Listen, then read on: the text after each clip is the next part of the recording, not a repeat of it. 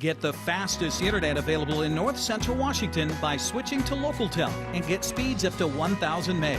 Call 888-8888 today or go online to localtel.net.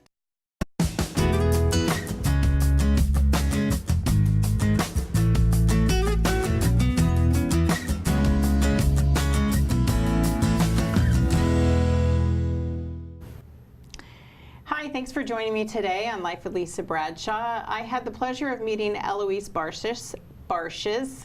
Say that 3 times fast.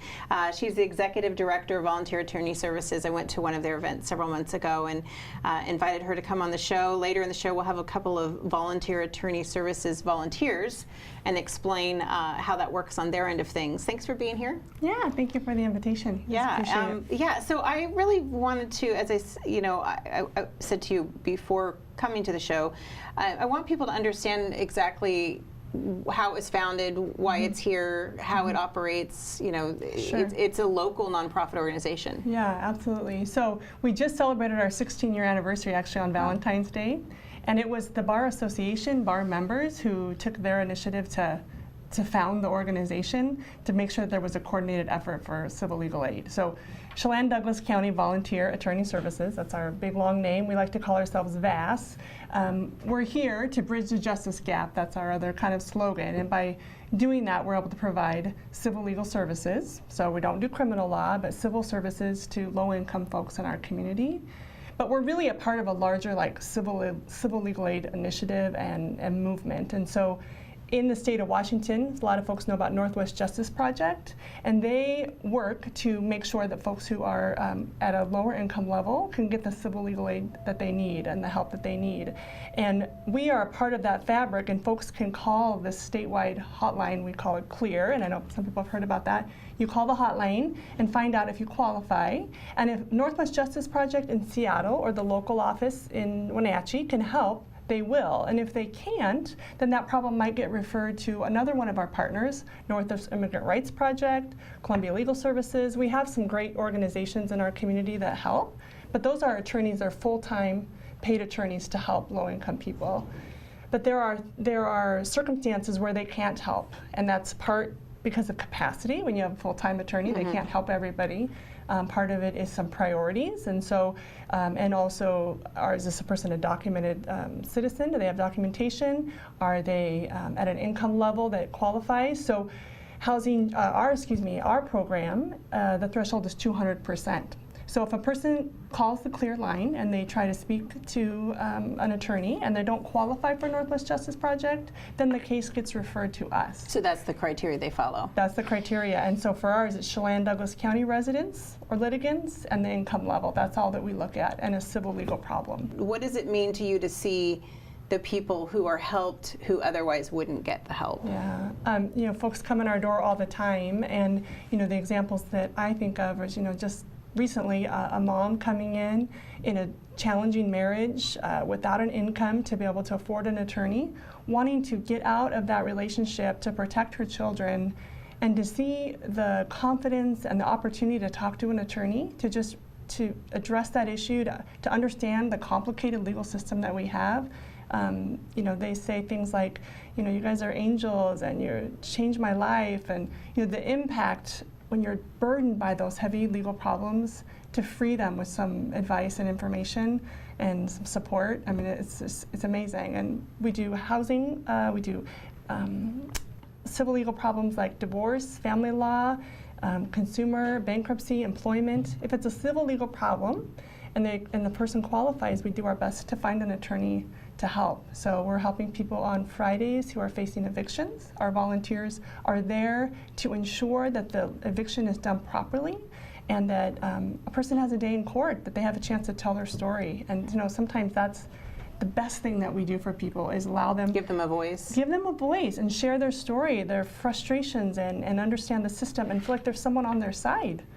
And I was thinking about that before the show, about how, if you have a medical emergency, you are seen, and then they figure out how to pay for that later, right? And doctors have an oath, have an obligation and responsibility, and so it's nice to see that there are attorneys in this community and others throughout the country, I'd imagine, who see that as a responsibility. Yeah, absolutely. The impact that it can have toward your well-being. I mean, having stress and all these other things is part of your health and part of, you know, trying to find your way in a difficult time. Well, you know, I have opportunity to work with these attorneys every day, and they talk about the talent and the skill that they've been given through their education, and their unwillingness to like withhold that from someone because they can't afford it. Right. You know, we share a principle of justice for all. That's what our program is founded on, and that's what our funders support, that's what our attorneys support.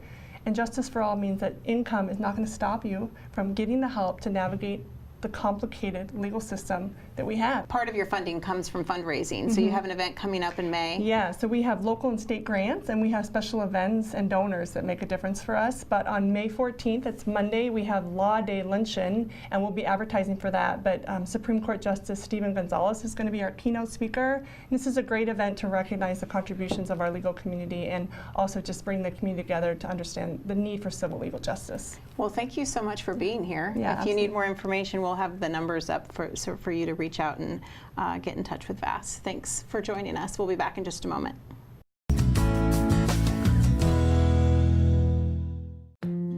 Stay up to date with what's happening in North Central Washington. Go to the NCW Life Community Calendar at ncwlife.com.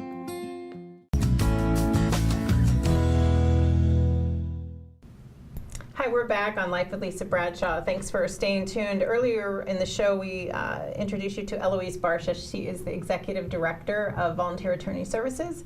And now we have joining us Ariana Kozart. She is a volunteer for Volunteer Attorney Services, and she's going to shed some light about why it is she has chosen to use this platform for her volunteering. She's from Kozart Moreau Law Offices, right? That's correct. Did I get it right? You got it It's right. always the long ones that I tend to mess up on, but thanks for being here. Absolutely. Thank you both for being here. So we talked earlier with Eloise about just the overall scope of Volunteer Attorney Services, how it started, why it's important in this community. But tell me specifically why it's important to you. Well, when I first was sworn in as an attorney, part of the thing that we go through, the education that we go through here in Chelan, Douglas counties, is it's like a day-long speech and presentation by different judges and attorneys locally. And one of the things that we were told and talked to about by Judge Small was that Chelan Douglas County had one of the highest participation rates in volunteer attorney services in the state. And he talked about how important it was to not just work for corporate clients and work for people with money, but how many people out there are affected by legal issues that can't afford an attorney. And he told us then that we were required as attorneys in the Chelan Douglas County Bar Association to volunteer. Now, I don't think that's actually a rule, but Judge Small required it. Right. And as I've practiced over the last 12 years now, I've experienced with my volunteer service how many people there are out there that aren't necessarily public defense clients whom are provided an attorney at no cost, but are people that are dealing with family law issues, bankruptcy, evictions, you name it, that their lives truly are at stake. Their homes are at stake, their everything's, their jobs, their children, and custody of their children. All those things are at stake, and for a lot of people, those things are more important than spending 2 nights in jail. They would much rather have custody of their kids and a home to live in. And those people don't have any legal resources. So one of the things that Eloise and I were talking about earlier in the show is just what I wanted to try to do through this show is get rid of the stigma attached to the fact that some people get these services for free, and some people who need the services are paying for them or can't. I'm guessing it's based on, like we talked about some of those criteria. So how do you make it to where it's not that whole somebody's getting something for free, and what's the impact you see on the lives that you help? Well, as Eloise can further, expand on, the qualifications or the eligibility criteria to get any services from VAS, they're extremely low. I mean, you cannot make any money at all. I mean, it's just very, very low. And these people, they are not getting full representation.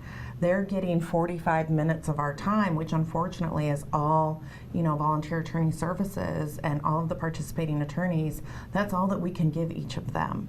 So you're able to sit with them and say, this is, like, give them a starting point and let them advocate for themselves. Yes, because a lot of them have no idea what they've even received for paperwork. We're talking about very unsophisticated legal consumers. A lot of these people don't have very good education. Many of them don't speak English, or at least don't speak it very well. So these people are people that can hardly afford a roof over their head. Much less even maybe know that they need to hire an attorney. So your practice is family law. You do everything, but you focus on family law advice for volunteer attorney services? Yes, typically because that is such a huge area of need, and again, people aren't provided with an attorney.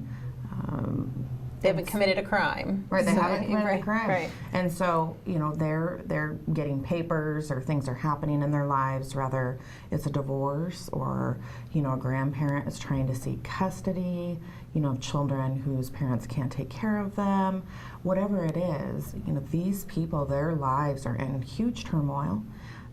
And so what I can provide them is sort of a framework of what's happening to you. Or what you need to do as far as initial steps, and then kind of point them in the right direction. And sometimes I can help them fill out some forms, but not a whole lot. And I can refer them to volunteer attorney services for additional appointments. And that's very hard for VAS and LOEs and our limited resources here in the community to provide them very much service. So we just do what little we can. So Eloise, when you partner with someone like Ariana and her firm, because you said that your partner also volunteers as well. She does. And so when you work with a firm like that, what is, this is a small community, so perhaps there's that pressure from the judge that helps swear you in, right? But in general, I think we live in a community of helpers, and so when you get that help, what's the difference you see for the people that come through the door? Well, as I said, I understand and have a lot of passion and appreciation for the fact that the only reason our program exists is because of people like Ariana and the volunteers in our community. So without attorneys being willing to donate their time, we wouldn't have a program, right? There's only a certain population of people who can actually provide this service. And so it's actually amazing to me every time I see them and meet them and they say yes, because again, without an attorney, you don't have the legal advice that you need, and that's our program, right? So it makes a huge difference. And Ariana mentioned, she might come in and meet with 3-4 clients over a period of 4 hours and provide some legal advice and sort of walk them along the process. And then the way that our program is working now, we have a legal case manager at our office who's able to take the great advice and information that Ariana provides and streamline the process for our client. And so then the client can follow up with Ariana if she's available. They can follow up with our legal case manager, and then we schedule them with another attorney who's able to take the information. It's all collected. We're trying to make it as streamlined as possible so that the client, in the end of the day, is really getting very thorough service, and just we're each step along the way. And when Ariana can provide some advice and information specific to that situation in that moment, because what happens in the beginning of a case and what happens at the end is different. That's how we utilize our attorney volunteers when it's over a period of 6, 8 months to 2 years. I mean, we have some cases that go on, especially in family law, which makes that particular area of law more complicated. It's a little bit harder to recruit volunteers to do more than just these sort of drop-in opportunities, because it's difficult. It's just Case is ongoing. No one can all volunteer and go on and on with a case. It's just not. It's not reasonable. And we're finding, in the way that we're modeling the program now, that's okay, because what people need is they need a little bit of advice and encouragement, a little bit of security, and then a second opportunity to come back, and a third, and a fourth. And Ariana's helped a lot of people in that way, and she has a great way of just kind of putting people at ease. Like when you're sick, you want to talk to a doctor, and when you have a legal problem, Right. just talking to a legal professional and someone, again, like Ariana, with her confidence and her ability just to connect. I mean, that's for just humanizing folks that need help. And she does that so well, as so many of our volunteers. So that's what it means to us. It means everything. I mean, we couldn't do your job. We couldn't do it. We couldn't do it. Couldn't do it. We wouldn't exist. Yeah. Well, I hope that, so hopefully we've shed some light from that perspective in terms of the types of, not types of people, but types of circumstances and that they find themselves in that you can help with. And we'll continue the show. We're going to take a break and come back with another volunteer that works with Volunteer Attorney Services, and also give information to people watching, or people watching who might know someone who needs this sort of help, to let you know how to get in touch with everybody. So thanks for being here. Absolutely. And Thank we'll you be for back having in me. just a moment. Is your vehicle in need of a quick oil change or tune-up before hitting the road this summer? Stop by Quick Lube and Tune, the home of the good guys at 610 South Wenatchee Avenue.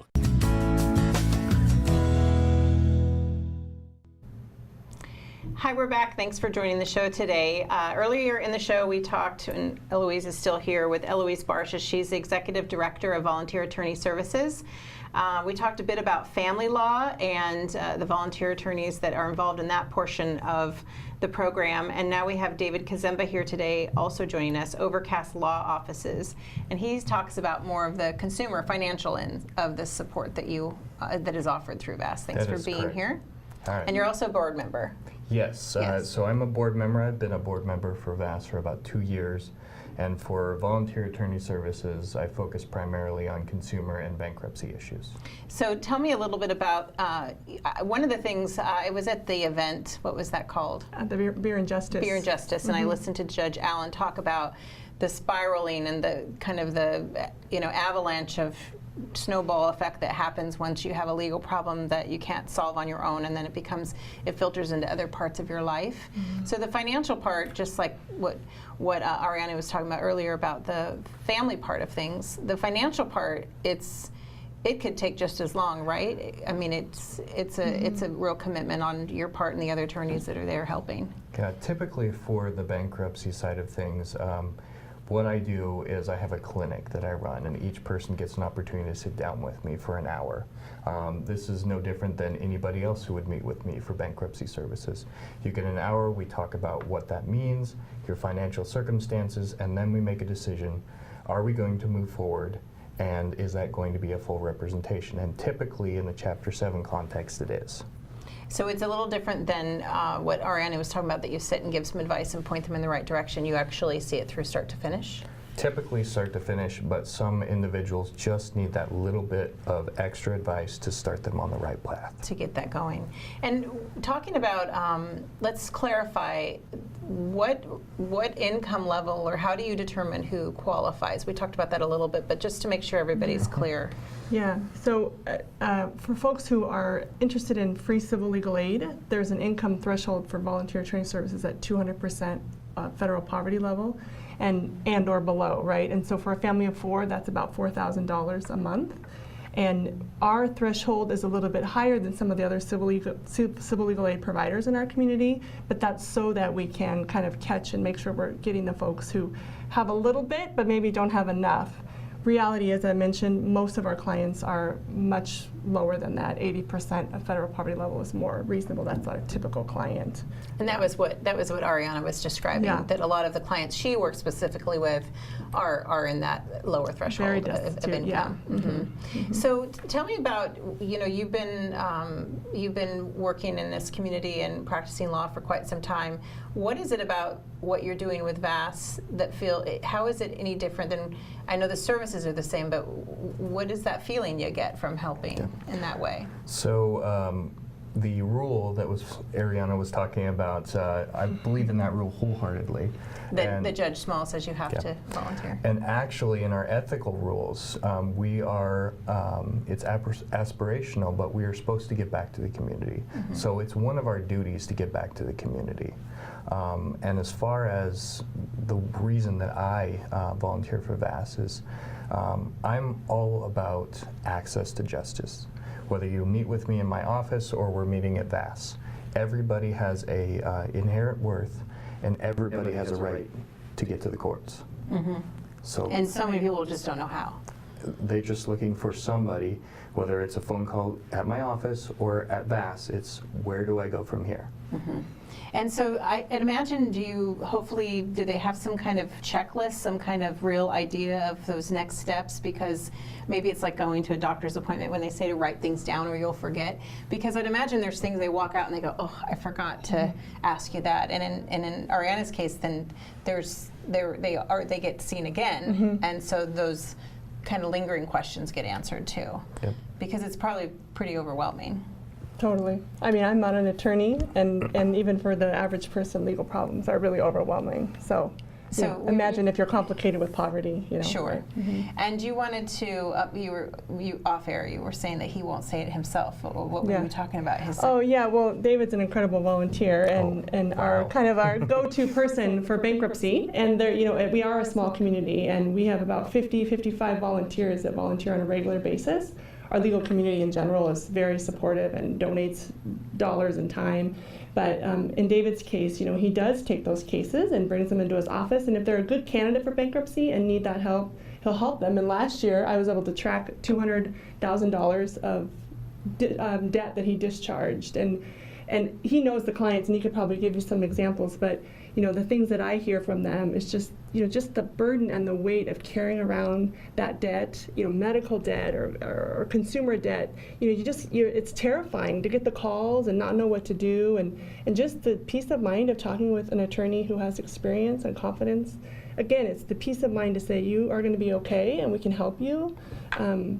It's invaluable. I mean, I can go on and on about our volunteers, but it means so much, and David does that work. Thank you. Yeah, very, very well. So. Is there a supported place for the people who are maybe starting to get their first collection notices, or they're starting to get, maybe there's a garnishment that's about to be put in place before it gets to the bankruptcy level? Is there a way to get that help before it starts to spiral to that point? Yes. Again, I do this both through VAS and my own practice. So if you get served with something, you don't know what it is, call an attorney. Call our offices. Our office offers a 1-hour free bankruptcy consult, and in that time, you will get some advice on what to do with that, whether it's bankruptcy or not. Bankruptcy is not for everyone, but hopefully through that process you will get some advice regardless of your financial being and be able to take that to the next level.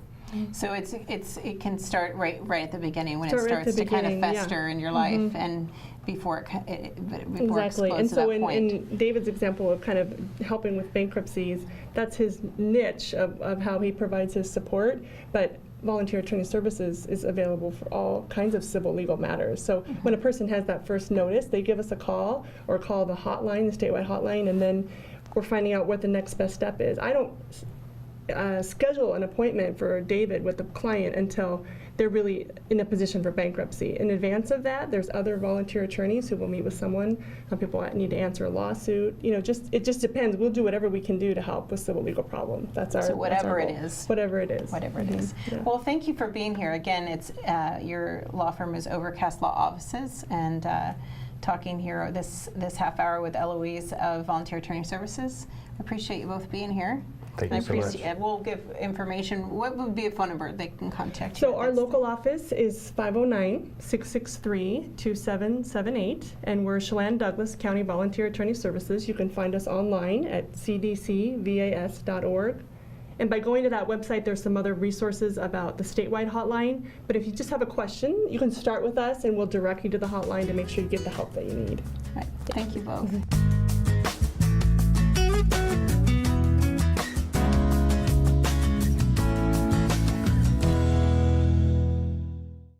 For all the latest news in North Central Washington, go to ncwlife.com or find us on Facebook. Got a news tip? Email us at news@ncwlife.com or call 888-2020.